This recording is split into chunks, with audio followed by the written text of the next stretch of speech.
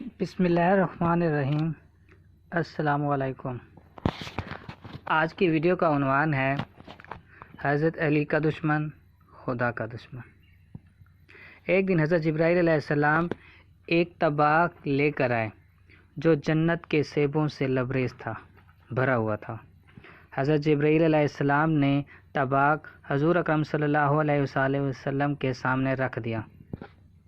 یا رسول اللہ صلی اللہ علیہ وسلم، ان میں سے ایک اس شخص کو عنایت فرمائیے جو آپ رضی اللہ تعالیٰ کو بہت پیارا ہو۔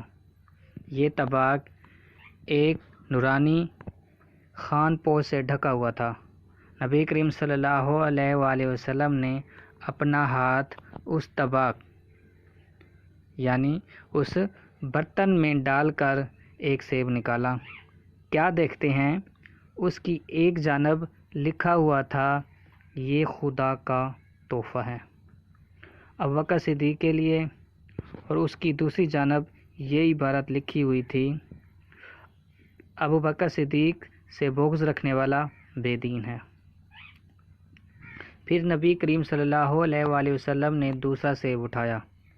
اس کی ایک طرف تو یہ لکھا تھا، یہ خدائے وہاب کا تحفہ ہے، عمر بن خطاب کے لیے، اور دوسری جانب یہ لکھا ہوا تھا، عمر بن خطاب کا دشمن جہنمی ہے۔ پھر نبی کریم صلی اللہ علیہ وآلہ وسلم نے تیسرا سیب اٹھایا جس کی ایک جانب لکھا ہوا تھا، یہ خدائے منان و حنان کا تحفہ ہے، عثمان بن عفان رضی اللہ تعالیٰ عنہ کے لیے۔